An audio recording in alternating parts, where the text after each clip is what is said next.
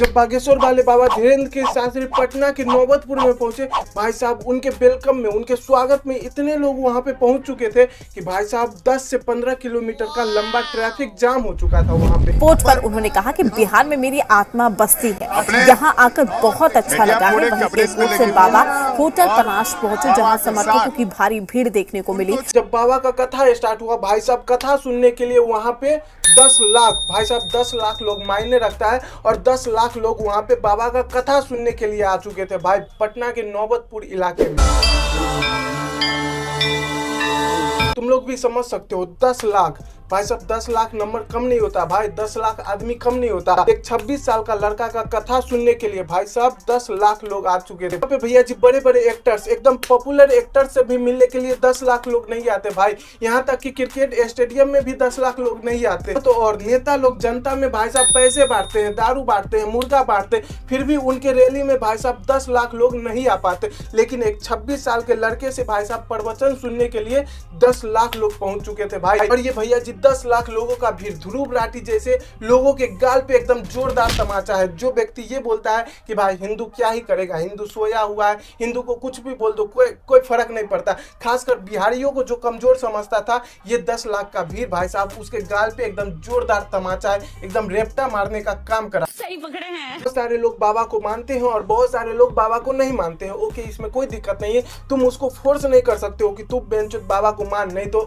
मैं तेरा मुंह फुला दूंगा, ऐसा तुम नहीं कर सकते हो भाई। उनका अपना सोच, उनका अपना थॉट से बाबा को माने या फिर ना माने। इनफैक्ट मैं भी कहता हूँ कि किसी को भी तुम आंख मूंद के फॉलो मत करो, लेकिन अगर बाबा को देखो तो बाबा कभी ये नहीं कहते तुम मेरे को पैसा चढ़ा, मेरे को मान, मेरे को पूजा कर, नहीं तो तेरा सारा प्रॉपर्टी में अपने नाम करा लूंगा। भाई साहब ऐसा कभी नहीं कहते, तो सिर्फ यही कहते हैं कि तुम अपना धर्म के बारे में जानो, अपना सनातन के बारे में जानो, अपना हिंदुत्व के बारे में जानो और अपना देवी देवता को पूजा करो, हनुमान जी का पूजा करो। तो यहाँ पे इस चीज में भाई साहब कोई दिक्कत की बात ही नहीं। बट कुछ लोग कुछ व्यूज के लिए, कुछ पब्लिसिटी के लिए बाबा को बिन बात के हेट करते हैं भाई। उनके पास कुछ ठोस चीजें नहीं है बाबा को हेट करने के लिए, जैसे कि अपना ध्रुव राठी। एक्चुअली में है धीरेन्द्र कृष्णा गर्ग और इसकी उम्र सिर्फ 26 साल, यानी एज में ये मुझसे भी छोटा है। इमेजिन करके देखो 26 साल का लड़का यहाँ पर एक बाबा बन गया। भयंकर भैया जी, तुम कौन सा सस्ते नशे करके आए हो, पन्नी बन्नी सूंघ के आए हो क्या भाई? जब 19-20 साल का लोंडा मेहनत करके पढ़ाई करके IAS बन सकता है, दरोगा बन सकता है, BDO बन सकता है, DM बन सकता है, बबुआ GM हुई,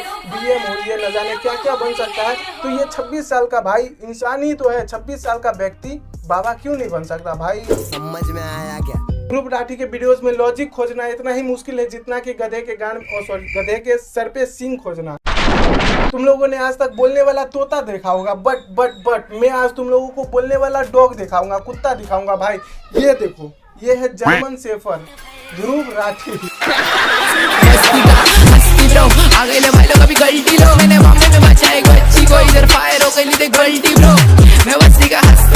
बहुत ही सुंदर तरीके से आपने खेला।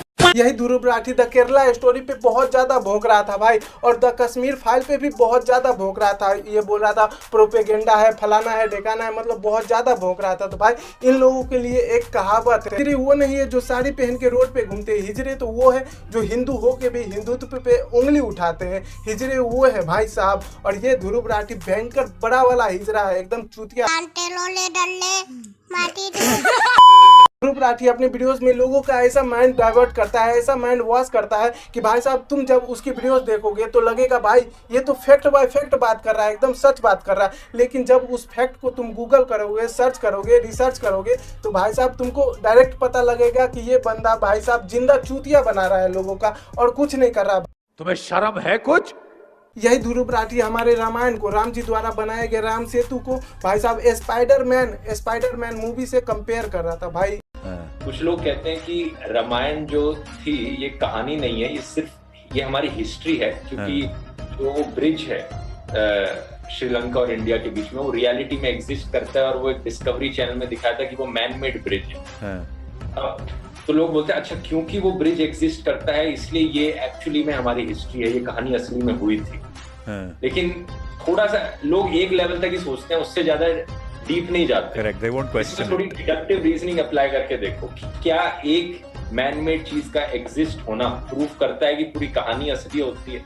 क्या ये वो लॉजिक नहीं हो गया कि स्पाइडरमैन में न्यूयॉर्क शहर दिखाते हैं, हाँ, तो Queens। न्यूयॉर्क शहर तो असली में एग्जिस्ट करता है। तो स्पाइडरमैन भी असली होगा। स्पाइडरमैन भी असली में एग्जिस्ट करता है, नहीं होता इसका मतलब ये। तो भाई तुमसे मेरे को एक चीज बोलना था भाई, तुम जो ये लोगों को चूतिया बनाते हो, जनता को आप मूर्ख समझना बंद कर दीजिए। ये जी देश की जनता मूर्ख नहीं है, देश का युवा जाग चुका है। अभी वो उठेगा, ब्रश करेगा और नहाएगा धोएगा, थोड़ा नाश्ता भी करेगा और तुम्हारे गांड में स्पाइडरमैन का जाला बूंद देगा भोंसरी की। तो दोस्तों आज के लिए बस इतना ही। और गाइस आप लोग इस ध्रुव राठी जैसे चूतियों से भाई साहब बच के रहो भाई, सावधान रहो, सतर्क रहो और अपना ख्याल रखो भाई साहब। मिलते हैं नेक्स्ट वीडियो में, तब तक के लिए बाय बाय।